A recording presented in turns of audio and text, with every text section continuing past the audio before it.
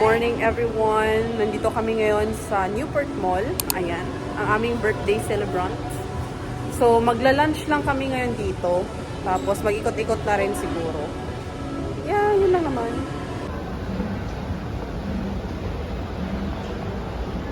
So, dyan kami kakain guys, sa The Red Crop. Maghanap muna kami ng cake. So guys, bumili lang kami ng cake sa Mary Grace. Yung mini cake lang siya. Ayan. For celebration. Ayan.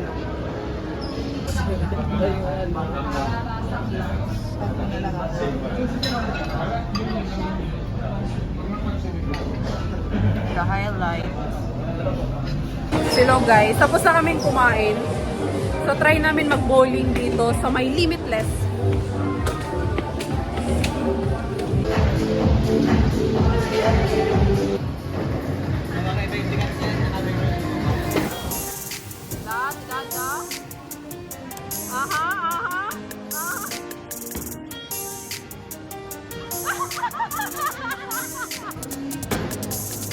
Goda! Oh, ayan! May chan! Oh, wow! Wow!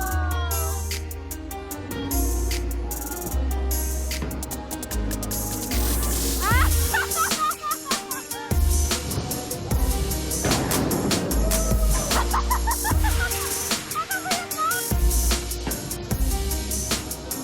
Oh, yun o! Ayun o! Oh, talo kayo kay mama! Seryoso na siya sa live. Yes, naman.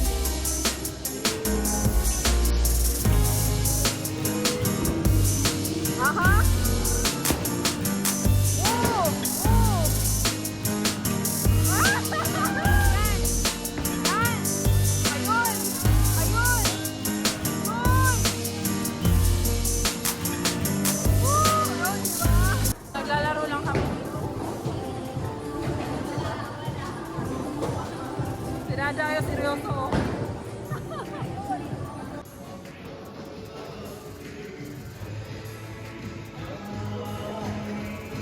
So guys, tapos na kami maglaro. Tapos na pala silang maglaro.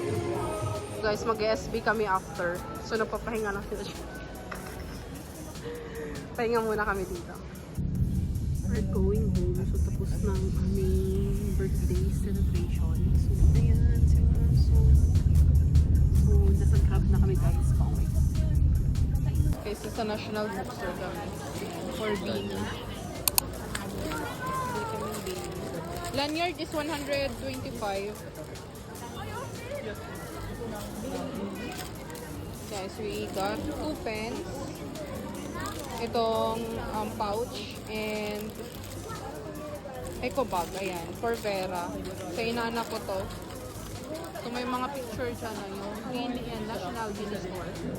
Guys, nandito kami sa COA. Magmimerienda lang kami. So we got this.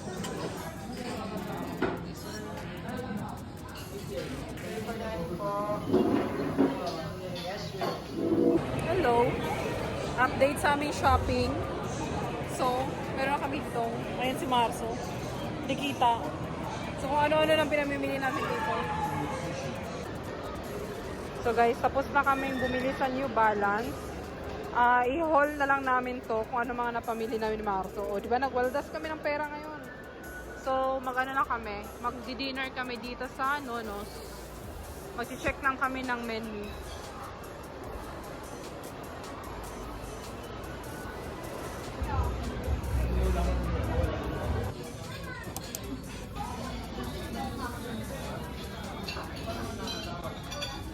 Good morning everyone! So, the next day na to guys, nung vlog ko kahapon, kasi, di ba yung sa intro ko, like, ang sama talaga ng pakiramdam ko.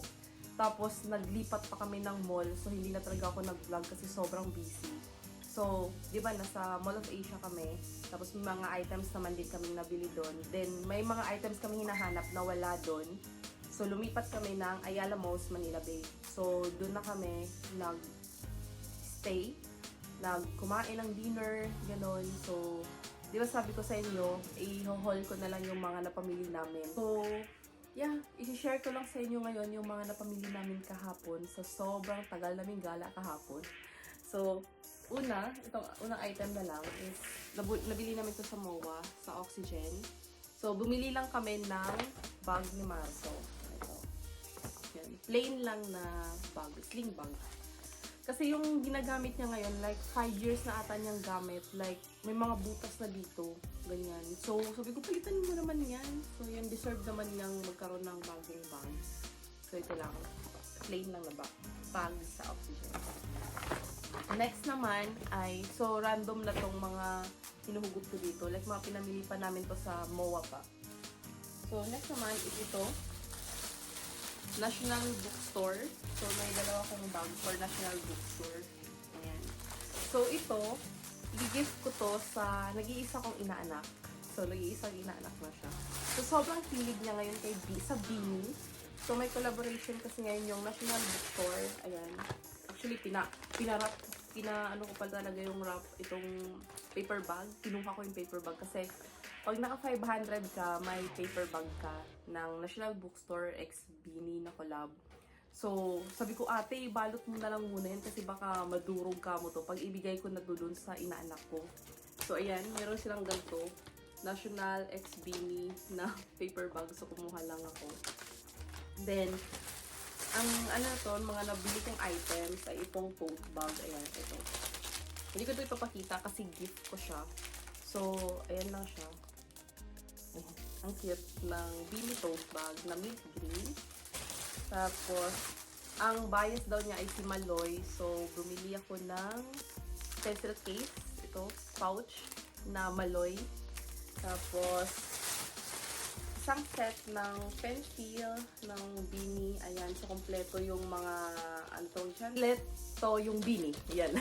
So, kompleto yung Beanie yan. Yung may Joanna, may Maloy, ganyan, may Aya. Ayan. So, complete na set ng pen.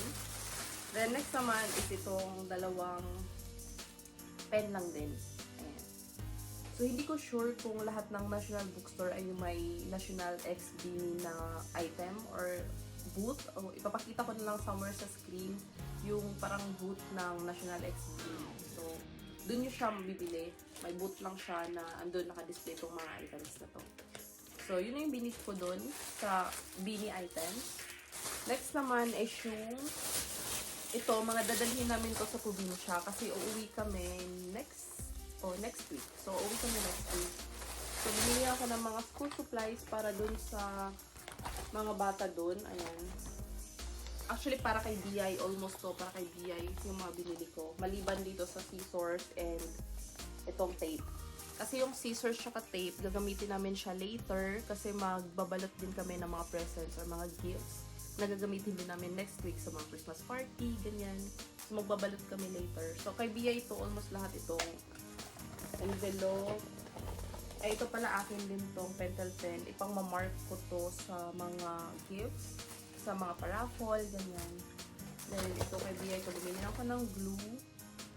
Bumili ako ng pens. Ito kay BI yan. Ito sa amin tong scissors.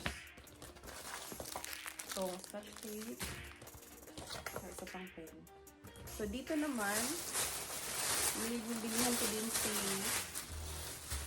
ko din si BI ng bond paper.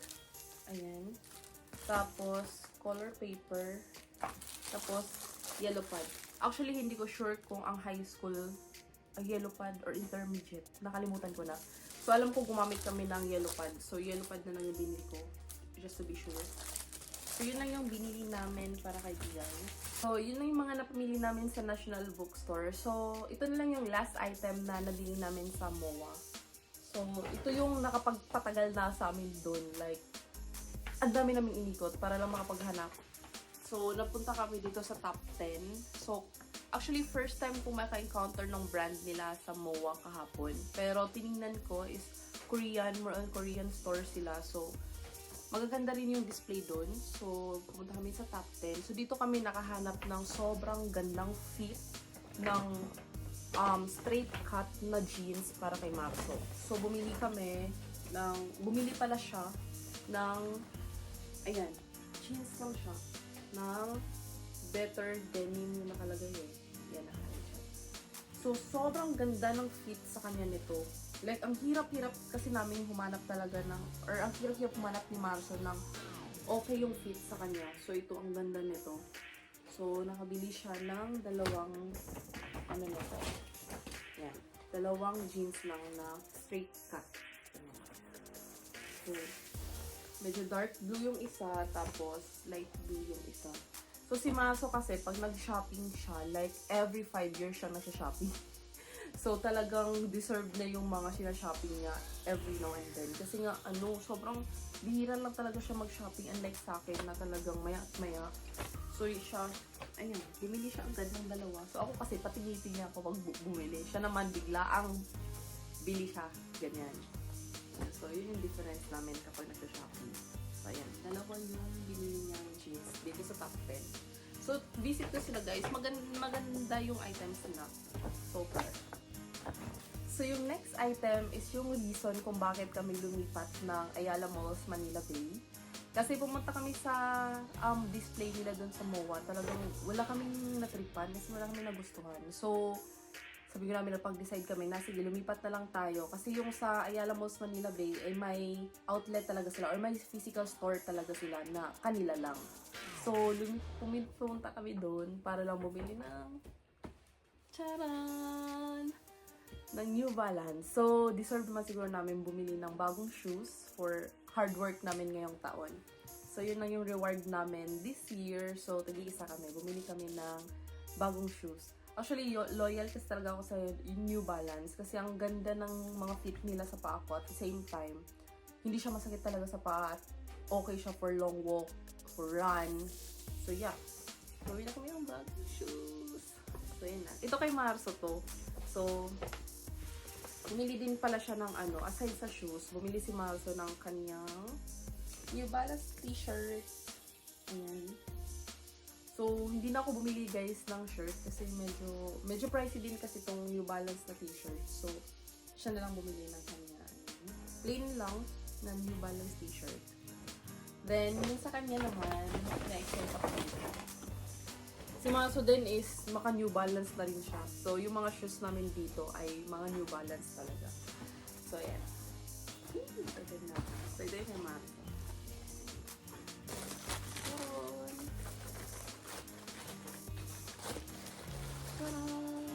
So, ang ganda nun sa kanya.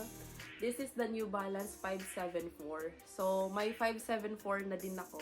So, sa kanya naman ngayon. Yung 574 yung binili niya. So, ang magandang variants para sa akin talaga is fresh foam. Kung gusto niyo yung talagang pang running, walking, maganda rin yung fresh foam nila na variants. At maganda rin tong 574 pag lakaran. Kasi lakaran talagang ganda nito. So, bumili si Marso ng kanyang 574 na color gray. Yan. Nice! Diba? Then, last item naman is yung akin. So, na-excite din ako dito. Actually, bago ko to binili, like, nasa phone ko na siya, like, siguro, like, first week pa lang ng October.